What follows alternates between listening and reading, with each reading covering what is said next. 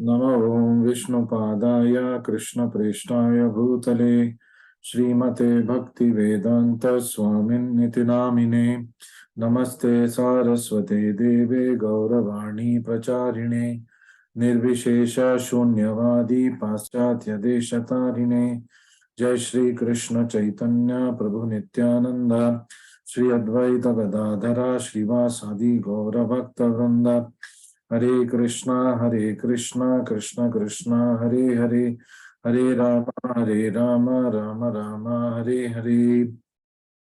श्री श्री राधा वृंदावन चंद्र की जय, श्री श्री गौर निताय की जय, श्रीमद् भगवद गीता की जय, जगत गुरु श्रील प्रभुपाद की जय। हरे Krishna. Welcome to all of you. We are on the cusp of beginning a new chapter. नए अध्याय शुरू करने वाले हैं और like always when we begin a new chapter we begin with the overview of the chapter. Yesterday what we did was overview of Bhagavad Gita itself. 9 such sessions we already done. We are in the 126th session of Bhagavad Gita series, a greater life, the Bhagavad Gita way. तो 126वां episode है आज और हर chapter के beginning में भी हम उस particular अध्याय का हम ओवरव्यू करते हैं, अवलोकन करते हैं। आज भी हम चैप्टर 9 शुरुआत करने से पहले चैप्टर अध्याय 9 का अवलोकन करेंगे। तो अभी तक हमने सीखा up to chapter 8 that there is a supreme abode Golok Vrindavan and the supreme abode is the supreme's abode. तो गोलोक वृंदावन में कौन रहते हैं? देवोत्तम परम पुरुष भगवान श्री कृष्ण रहते हैं। So the supreme abode is the supreme's abode. भगवान का घर सबसे what we can say that the topmost of all places है। So meaning is determined not just by content but also by context. जब हम किसी चीज का उत्तर ढूंढ रहे हैं या किसी चीज का मतलब ढूंढ रहे हैं, केवल उस धातु पदार्थ या फिर जो हमें दिखाई दे रहा है वही सच नहीं होता है। The context also has to be taken. किस संदर्भ में कोई कुछ बोल रहा है, किस विषय के बारे में वो बोल रहा है, किस आधार पे वो बोल रहा है, ये भी हमें समझना चाहिए। Only content may not give us the whole truth. We will have to also take the context. For example, killing is wrong. Arjuna is telling, I do not want to kill. Content is right. तो किसी को मारना पाप है, तो अर्जुन बुरा क्या कह रहा है? अर्जुन तो बोल रहा है मुझे नहीं मारना है किसी को, और लग रहा है कि कृष्ण भगवान उनको उकसा रहे हैं, नहीं आपको मारना है, नहीं युद्ध करना है, युद्ध तो नहीं छेड़ना चाहिए, शांति रखना चाहिए, must always be peaceful, we must not engage in war, we must not kill people. Christianity में भी thou shall not kill है पहला इंस्ट्रक्शन। तो क्यों भगवान उकसा रहे हैं अर्जुन को? So when we don't understand the context, तो किस हालत में युद्ध छेड़ा गया है? After all many efforts, after overall 365-degree efforts which have failed, the war has become inevitable. And standing in the war, now Arjuna cannot talk about stuff like, I do not want to kill, I do not want to fight. Especially as a warrior, doesn't suit him at all. So जो myopic दृष्टि रखते हैं, जो एक छोटा दृष्टिकोण रखते हैं, उनको लगेगा कि ये तो गलत कर रहे भगवान, अर्जुन तो सही बोल रहा है, किसी को नहीं मारना चाहिए, मारने से क्या मिलेगा? So we must also understand the context to get the bigger picture and the real and correct picture.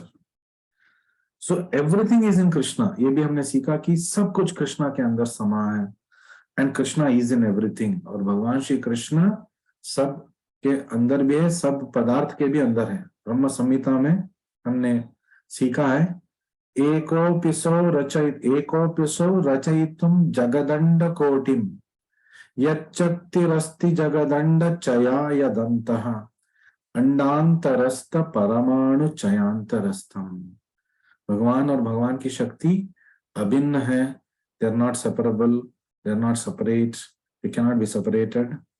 Even when he's creating, Lord is creating millions and crores of universes. Even then, Lord and his energy are inseparable. भगवान और भगवान की शक्ति जब वो कोई भी कार्य कर रहे हैं, कोटि कोटि ब्रह्मांड को सृष्टि कर रहे हैं, तब भी अभिन्न है. और भगवान अंडांतरस्थ परमाणु चयांतरस्थम, भगवान हर जगह में है. सारे ब्रह्मांड भगवान के अंदर है. Every universe, multiple universes are there, millions of universes are there, all the universes are there within Krishna, and Krishna is there within those universes, within every atom of that universe. So it is inconceivable for a ordinary person, for a person who is not a devotee, for a person who is not taking instructions from the proper source, a bona fide guru or acharya. It is impossible to understand this. It is, that's why Brahma calls it avichintya tattve. Lord is one. Lord's potencies, Lord's pastimes, Lord's form is such that it is avichintya tattva. That means it cannot be understood by anyone who is watching it with material conception. जो भगवान को भौतिक दृष्टिकोण से समझना चाहता है, वो भगवान को कभी भी नहीं समझ पाएगा. He has to transcend the material viewpoint, and he must have transcendental vision that can only be bestowed by Guru, Shastra, Sadhu, with the blessings of the Lord himself. So that's what we learned up to chapter 8. We also learned about the glory of bhakti. भक्ति का महत्व हमने समझा, और हमने ये भी सीखा कि अध्याय 6 से अध्याय 12 तक It's called as essence of Gita. पूरे क्या बोलते हैं, सारा रस जो निचोड़ के हमें क्रीम मिलता है, वो क्रीम है chapter 6 to chapter 12. Chapter 6 is ending of Karma Yoga and the beginning of Bhakti Yoga. 7 to 12 is proper Bhakti Yoga. And Bhakti Yoga is the topmost yoga that can be followed in God consciousness. भगवान को समझने में, अपने आप को समझने में सबसे बड़ा योग है भक्ति योगा. बाकी सब योग भी वैलिड है, ध्यान योग, कर्म योग, ज्ञान योग, और कोई भी योग हो, हठ योग, सब वैलिड है. But each has its own process, each has its own difficulties that a practitioner has to surmount. हर एक पथ भी योग भी भगवान की तरफ ही ले जाता है, लेकिन उनका अपना अपना तरीका है और उनके अपने अपने परेशानियां भी हैं. भक्ति योग सुगम पथ है, सुसुकम कर्तुम अव्ययम. भक्ति योग जब हम आचार करते हैं, when we follow bhakti yoga, then it is susukam kartum avyayam. It's very, the practitioner very happily can perform it despite all the obstacles that the material world throws at him.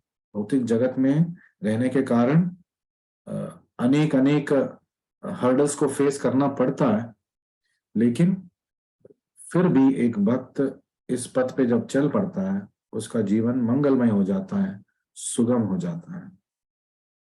तो chapter 2 and 3, अभी हमने 8 chapter complete कर लिया. तो इसमें chapter 2 and 3 it is called confidential knowledge. Chapter 2 तो summary of Bhagavad Gita है, भगवद गीता को संक्षिप्त में बता दिया. तो इट इज कॉन्फिडेंशियल नॉलेज, गुह्य, secret. So the secret we can say. But then chapter 7 and 8 is called more confidential knowledge. तो जब अध्याय बढ़ रहा है, कृष्ण ज्ञान को और गहरा करते जा रहे हैं. Krishna is deepening the wisdom of his knowledge after ensuring that Arjuna is getting prepared for it to receive such a knowledge. So but chapter 9 जो अब हम करने वाले हैं आइंदा से, 34 shlokas in chapter 9, it's called the most confidential knowledge, guhyatamam, most secret, the best, most guarded secret, the most well guarded secret. That can be said like that, the topmost secret, you can tell like that. सो आठवें अध्याय और नौवें अध्याय में क्या connection है? What is the connection between chapter 8 and chapter 9? So chapter 8 Krishna explains अनन्य भक्ति। कृष्णा ने 8वें अध्याय में अनन्य भक्ति के बारे में बात किया। What is that? Unalloyed devotion, that is unmixed devotion, pure devotion. It surpasses the path of light and darkness. तो अच्छे बुरे का परिभाषा से भी ऊपर चला जाता है, सत्व गुण से भी ऊपर चला जाता है, शुद्ध सत्व गुण बन जाता है। इट रिक्वायर्स शुद्ध सत्व गुण to understand or come to the platform of Ananya Bhakti. What does chapter 9 do? Krishna is teaching, Krishna is explaining how to achieve that Ananya Bhakti.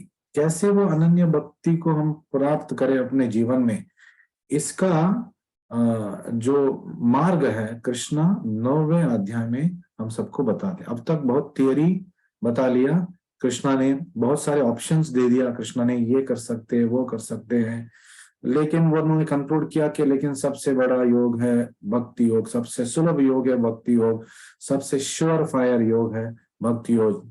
What we can say that 100% success guaranteed वाला योग है भक्ति योग। यहां तक कृष्णा ने बोल दिया। उस भक्ति योग को, उस अनन्य भक्ति को कैसे पाए, कैसे हम आगे बढ़े कृष्ण भावनामृत में, ये हमें कृष्ण भगवान 9वें अध्याय में सिखाएंगे।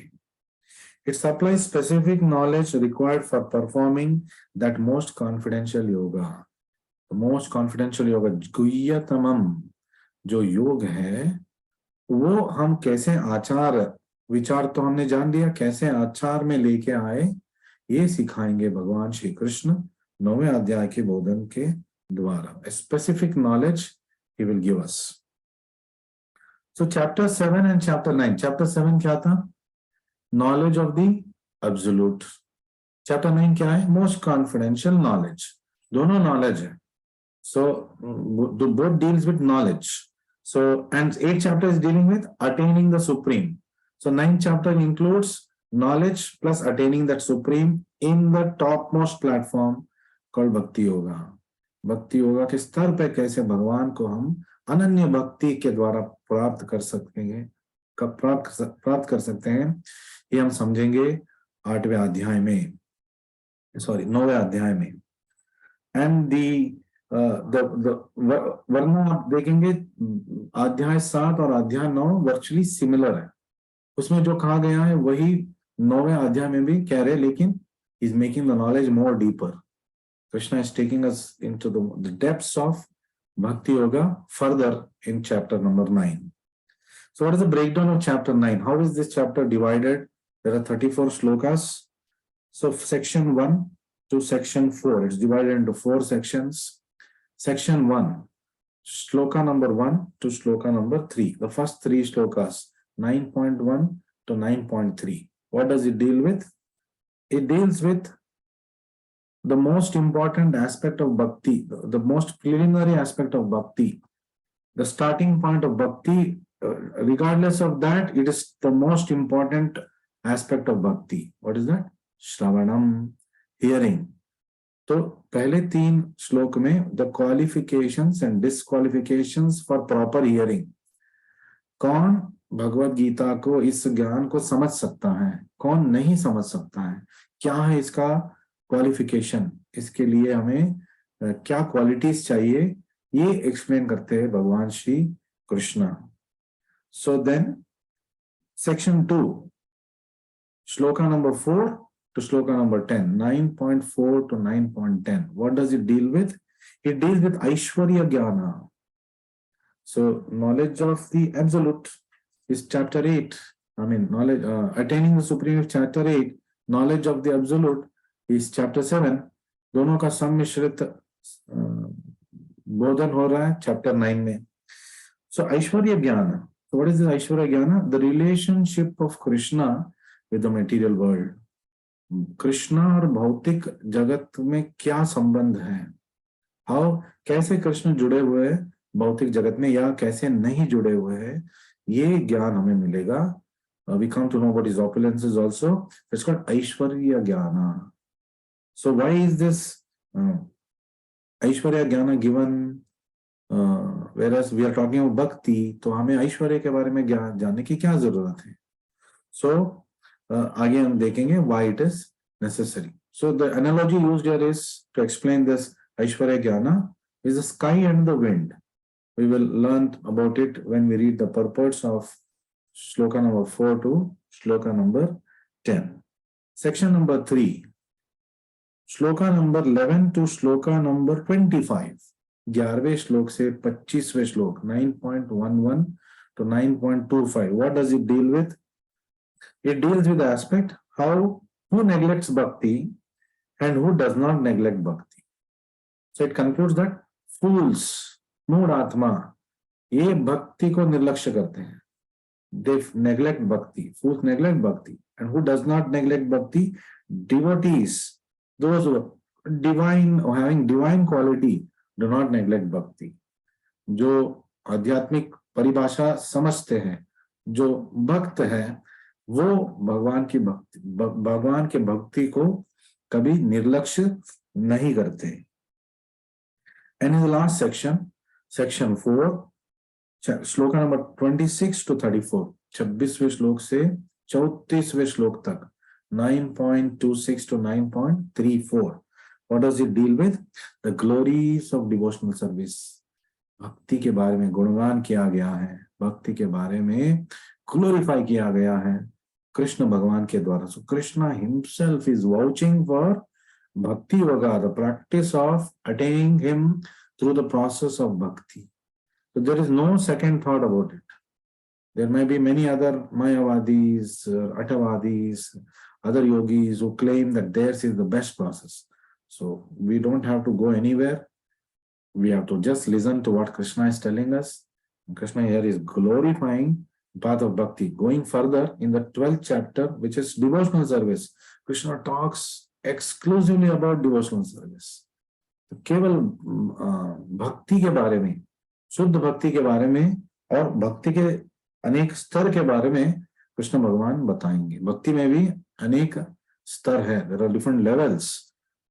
It's like going up staircase. There are many levels which we have to transcend and we have to cross. So devotional service. So what is the one-liner glorification of devotional service? Devotional service purifies all. Devotional service can be performed by all. भक्ति सबका शुद्धिकरण करता है और भक्ति हर कोई कर सकता है. There is no disqualification for भक्ति. भक्ति करने के लिए क्या डिस्क्वालिफिकेशन है? कोई भी नहीं. जीरो डिस्क्वालिफिकेशंस. कोई भी कहीं से भी चाहे कैसे भी स्थिति में हो, भक्ति योग वो प्रैक्टिस कर सकता है. So the most intimate knowledge of Krishna or the absolute truth is obtainable by proper hearing. तो भगवान के बारे में ज्ञान और विज्ञान और सुज्ञान और कार्य रूपी हमें क्या करना है, कैसे हमें पता चलेगा? By proper hearing, Shravanam, hearing from pure devotees of the Lord. We will be able to achieve sadhana bhakti and then raganuga bhakti and shuddha bhakti we will be able to achieve. So development of that faith is the process of Krishna consciousness. तो ये process में जाने के लिए तो श्रद्धा चाहिए. आधो श्रद्धा, भक्ति का पहला कदम है श्रद्धा. भक्ति का जर्नी स्टार्ट होता है श्रद्धा से, वरना श्रद्धा नहीं है तो भक्ति के पथ पे आएंगे ही नहीं, भटकते रहेंगे. भटकते आत्मा हम उसको कह सकते हैं जो भक्ति के पथ पे नहीं आ रहा है. तो चाहे वो इंद्रलोक में हो, चंद्रलोक में हो, ब्रह्मलोक में हो, भौतिक जगत में है तो मतलब भटकती आत्मा है. और भौतिक जगत में होते हुए भक्ति का ज्ञान नहीं पाया और भक्ति का अनुसरण नहीं कर रहा है तो सचमुच में भटकती आत्मा है. is definitely a vagabond soul. So भक्ति के चलन में, भक्ति के पथ में पहला कदम है श्रद्धा. पहला कदम रखने से पहले ही श्रद्धा से ही प्रारंभ करना है. So how is this faith created? अच्छा, श्रद्धा पहला स्तर है, तो इस श्रद्धा को हम कैसे पा सकते हैं? क्या श्रद्धा पाया जा सकता है? क्या श्रद्धा साधना करते करते हम श्रद्धा को पा सकते हैं और उसका दृढ़ीकरण कर सकते हैं? बिल्कुल सही, absolutely yes. Sadhana bhakti can instill faith and it can increase faith. It can strengthen our faith. And it can give us the highest culmination of faith, that is prema bhakti. So that's why sadhana bhakti is a very important process. So even a hater of Krishna can begin sadhana bhakti and eventually will become a pure devotee. That is the power of sadhana. There's the power of abhyasa, there's the power of practice. जैसे कोई exam के लिए पढ़ रहा है, एक बार दो बार लगातार पढ़ रहा है, तो what the word uses karatala malaka, you become expert in it simply by keeping going at it, by simply hitting that hammer to the anvil. Slowly, a great sculpture can be created. So it is a process. Krishna consciousness is a process. It is the start, it is the middle, it is the end. And it is what is to be achieved also, Krishna consciousness. Krishna consciousness can be achieved by beginning Krishna consciousness. Again, it is avichintya tattve, inconceivable, like the Lord. So Krishna in chapter 9 explains his own achintya beda veda, that is inconceivable relationship with the material world. Kaise wo is there within every atom, but is also not there within the universe, is there aloof from the universe. How this is possible? अरे ये कैसे हो गया? वो बाहर भी है और अंदर भी है. तो ये केवल तर्क से, भौतिक तर्क से हम कभी भी समझ नहीं पाएंगे. For that we need to study Bhagavad Gita as it is, Bhagavad Gita as it is written by a pure devotee, Srila Prabhupada, and under the guidance of devotees. When we study Bhagavad Gita, not read, when we study Bhagavad Gita in association of devotees who represent a pure devotee like Srila Prabhupada, then we can understand what bhakti is and we can become bhaktas. So Krishna, why does he give this Aishwarya Jnana? Because he wants to stimulate our reverence and devotion. क्योंकि वो हमारा आदर और भक्ति, भय और भक्ति को दृढ़ीकरण करना चाहते हैं. Because it has to begin from there. प्रेम भक्ति पाने से पहले श्रद्धा भक्ति हमें चाहिए, फिर हमें भजन क्रिया में लगना है, फिर आसक्ति, निष्ठा, रुचि, ये सब आना है, फिर भाव के बाद प्रेम को हमें हमारे भक्ति में लेके आना है. तो इसके लिए हमें ऐश्वर्य ज्ञान से प्रारंभ करते हुए कृष्णा इस जर्नी को लेके जाते हैं. And different people will appreciate Krishna in different ways. अनेक लोग अनेक तरीके से कृष्णा को समझते हैं. And according to their levels of devotional consciousness. और कृष्णा को आप वो कितना समझते हैं, जितना वो भक्ति में आगे बढ़े उतना कृष्णा को समझते हैं. That means to say that a neophyte understands Krishna in a neophyte vision, and a person in prema bhakti understands Krishna in full, in divine loving consciousness. So that's called prema bhakti, and this is also explained in this chapter. ये भी इस अध्याय में हमें पढ़ने को मिलेगा. The most essential quality of bhakti which stands out, तो भक्ति का वो ऐसा कौन सा लक्षण है जो चमकदार है, मतलब that which is very visible, that which is very evident. तो वो भी इस अध्याय में हमें सीखने को मिलेगा. In this chapter we will come to know what is that most essential quality of bhakti. To summarize that, it can say that it is that the Lord personally reciprocates with his devotees. भगवान स्वयं अपने आप भक्तों से चलन वलन करते हैं, भक्तों से एसोसिएट करते हैं. So that's one thing, and it brings them closer to him. और ऐसे खुद स्वयं भक्त के जीवन में वो आ उतर के भक्त के जीवन का भार वो अपने आप ले लेते. योगक्षेम वहाम्यहम्. और भक्त को अपनी ओर धीरे धीरे स्लोली एंड श्योरली, स्टेडीली खींचते जाते हैं। जितना आप समझ सकते उतना खींचते हुए वो लेके जाते। गिरना फिरना ये हमारी करतूत है, भगवान के खींचने से वजह से नहीं होना है। भगवान हमें उतना ही खींचेंगे जितना हमने सरेंडर किया। एज यू सरेंडर, ये यथा माम प्रपद्यन्ते तां तथैव भजाम्यहम्। So Krishna is pulling us towards him as much as we are reciprocating, as much as we are cooperating with him. He knows our limitations, he knows our strengths, he knows our weaknesses, and accordingly Krishna is pulling the strings. But his only aim is that the devotee must come closer and closer to him. And even a father, a loving, doting father, is always trying to pull the strings to make the life of his son or daughter better.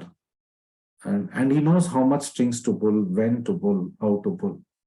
So Krishna is Supreme Father. Krishna knows the art of bringing a devotee back to his abode in a very systematic way.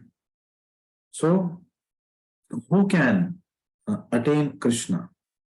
कौन कृष्ण भगवान को पा सकता है, ये भी बताया गया है इस अध्याय में। पहला is one who is non envious, अनसूयवे, and one who is faithful, श्रद्धा जो रखता है। तो not only one who is unenvious, अनसूयवे, असूया मीन्स एनवी, अनसूया मीन्स नॉन एनवियस, एंड जो भगवान के ऊपर श्रद्धा रखता है, वन हु इज फेथफुल, श्रद्धा रखते हुए श्रद्धा के साथ भक्ति का जो कार्य है वो करते जाता है। He will attain Krishna, and उसके लिए पहला कदम क्या है? श्रद्धा बढ़ाने का पहला कदम है श्रवणम, जो आप सब रोज कर रहे हैं अभी। Why we must hear to Bhagavad Gita daily, why we must read Bhagavad Gita और श्रीमद भागवतम और any of the books written by Srila Prabhupada daily? Why we must hear to the lectures associated with them daily? Here is the answer. Because by hearing, proper hearing of spiritual matters, Bhagavad Gita, Bhagavatam, and other books of Prabhupada, we can become non-envious. अगर हमारे अंदर थोड़ा भी असूया है कृष्ण के ऊपर, envy है, वो भी मिट जाएगा। और जो भक्ति, जो एक तृण है, वो धीरे धीरे एक पेड़ की तरह, बड़ा विशाल पेड़ की तरह उग जाएगा और बढ़ जाएगा। So these are the two qualifications required for attaining Krishna. What is that? Unenvious person, anasuyave, non-envious, and shraddhavan. Shraddhavan labate mam. Who can achieve Krishna? Shraddhavan can achieve Krishna. One who is faithful can achieve Krishna. And what happens to a person who is faithless? What is the destiny of a person who is faithless? Faithlessness forces us to return to the path of birth and death. श्रद्धा अगर कृष्ण भगवान के ऊपर, कृष्ण भक्ति के मार्ग के ऊपर नहीं है, तो क्या होगा? वो वापस पुनः इस संस्कृति के चक्रव्यूह में फंस जाएगा। पुनः पुनः जननम, पुनरपि जननम, पुनरपि मरणम, तो जठरे शयनम। So one, he will die and he will be born again as one of the 84 lakh species, और यही चलता जाएगा उसके जीवन में। There is no escape in this process if he gets caught in this chakra. And the way to get out of this chakra is by devotional service. So this was about chapter 9. We will do some other aspects now, generally related to Bhagavad Gita. So yesterday we were talking about different names and what it implies. We talked Duryodhana, Dushasana, फिर हमने धृतराष्ट्र उस नाम के बारे में बात किया, युधिष्ठिरा वो नाम के बारे में हमने बात किया। So युधिष्ठिरा दुर्योधन को दुर्योधन नहीं बुलाते थे, दुर्योधन उसको सुयोधन बुलाते थे, वो मर्यादा देते थे, बिकॉज दुर्योधन का नाम it had become a perverted meaning और उससे वो मैच कर रहा था, तो लोग उसे गाली देते हुए दुर्योधन बोलते थे, मतलब दुर्योधन एक गाली की तरह बोलते थे, लेकिन युधिष्ठिर उनको हमेशा सुयोधना बुलाते थे। सुयोधना, अच्छा योद्ध, reasonable soldier, one who can be reasoned out with, ऐसे बोलते थे। That is the greatness of Yudhishthira, उनका मन ऐसा था। So Arjuna, what is the meaning? What is the meaning of the word Arjuna? The word Arjuna means Ari plus Juna. Ari plus Juna is one who chastises the enemy. Ari मतलब शत्रु, Juna जो दंडित करते हैं। तो अर्जुना जो शत्रुओं को दंडित करते, बार बार। इसका एक और अर्थ से कृष्ण अर्जुन को पुकारते परंतपा। So Parantapa also means Arjuna. Arjuna also means Parantapa, literally. Arjuna also means a bright, shining lightning, silvery lightning. And it matches also Arjuna because he was very bright. He was son of Indra, after all. And Arjuna also means thunderbolt, Vajrayudha, जो इंद्र का अस्त्र है. And Indra, naturally being his father, also rewards Arjuna with many divine weapons because he knew that there is an inevitable war that is coming up. So from here we will go directly to another part of our discussion. Hare Krishna, Hare Krishna, Krishna Krishna, Hare Ram, Ram Ram. Hare Krishna, Hare. So one question was asked to me, so some questions I will take. What is the role of Bhagavad Gita and spiritual master in our life? Although this question I have answered before, again this question was asked yesterday. So I would like to answer it again in a different way. So the role of Bhagavad Gita and spiritual master, Guru और Bhagavad Gita का क्या अहमियत है हमारी जिंदगी में, क्या करते हैं वो हमारी जिंदगी में आके? पहला, दे वैलिडेट अवर चॉइसेस. वो हमारे जो हम जीवन में चॉइस करते हैं उसको वैलिडेट करते हैं. वैलिडेट मतलब करना है कि नहीं, ये हमें समझाते हैं, दृढ़ीकरण देते हैं, स्पष्टीकरण देते हैं कि ये कार्य आप कर सकते हैं, ये कार्य आपको नहीं करना है. So that is the first role that Guru and Bhagavad Gita plays in our life. Second role, they optimize and guide us to the best choice available. तो अनेक choices रहेंगे. For example, Arjuna had a choice to fight, not to fight. दो choices थे. तो द्वंद्व तो material world का nature है. So there will always be द्वंद्व, duality. And many times we get multiple options. तो कौन सा पथ को हमें चूज करना है? Which is the right way? What is the optimised way? What is the best way? ये हमें गुरु और भगवत गीता, गुरु साधु शास्त्र से हमें सीखने को मिलेगा. What is the third role they play in our life? They navigate our lives and keep us on course. वो हमारे जीवन का मार्गदर्शी बन जाते हैं और वो हमें सही पथ पे आगे रहते हुए लेके जाते हैं. पीछे रह के प्रोत्साहन करते हैं और आगे रह के मार्गदर्शन करते हैं. कौन? गुरु, sadhu and shastra. So Srila Prabhupada spiritual master, भक्तास of Srila Prabhupada, disciples of Srila Prabhupada, bonafide disciples of Srila Prabhupada, that is sadhu, and shastra, Bhagavad Gita, भगवान का बोधन. ये हमें it will navigate our lives. It will show us the right path. So you can say that they play the role of a control room. Control room में क्या होता है?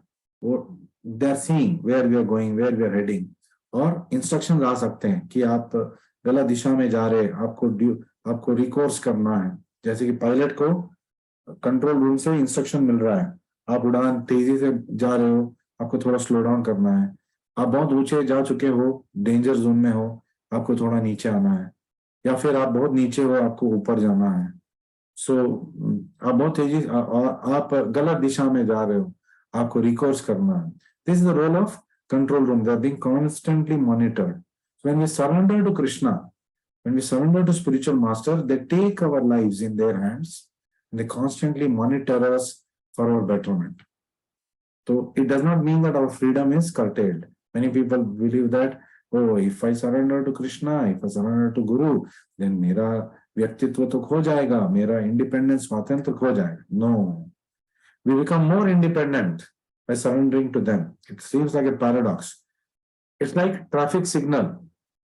Traffic signal में रुकना हमें लगता है कि अरे मेरे इंडिपेंडेंस चला जा रहा है, मुझे इतना रूल्स रेगुलेशन फॉलो करना पड़ता है. आप बहुत इंडिपेंडेंटली सेफली आपकी जर्नी जाएगा if you follow the traffic rules and if everybody else also follows traffic rule. Not only should we follow, all around also should follow. बस मैं ट्रैफिक रूल, रेड लाइट दिख गया, मैं रुक गया, कोई और पीछे से आ रहा है, रेड लाइट में नहीं रुकने वाला है, धड़ाम करके मारेगा हमें.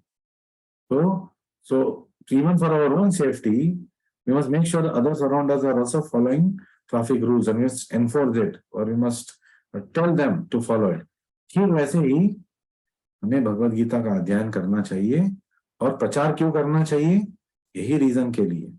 भले ही हम भगवद गीता को समझ गए, हम एक आइडियल जिंदगी जीना चाहते हैं, लेकिन हमारे इर्द गिर्द के एटमॉस्फेयर इतना खराब है, हम आगे नहीं बढ़ सकते. तो to rectify that, we will have to encourage others also to please follow Bhagavad Gita, please follow Krishna conscious path, so that they don't become obstacle for us. Secondly, they become complementary in our life. They complement our efforts, and together in a devotee community, we can go forwards. So living in a devotee community, what is the advantage?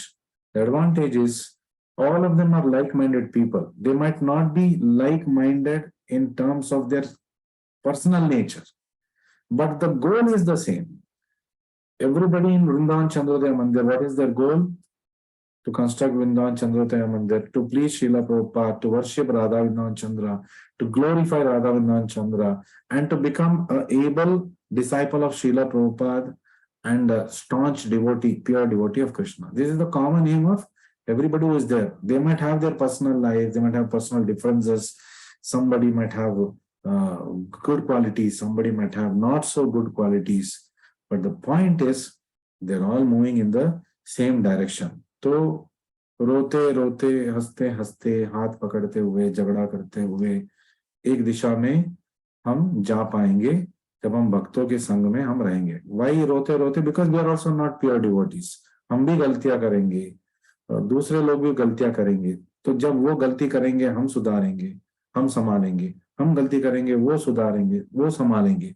तत्व तो एक ही है, Srila Prabhupada's books.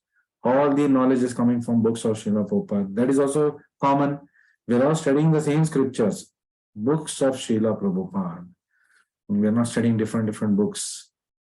So that is another common factor. And that's why this journey in the association of devotees, under the guidance of Guru, and under the instructions of Bhagavad Gita, we can go through this journey.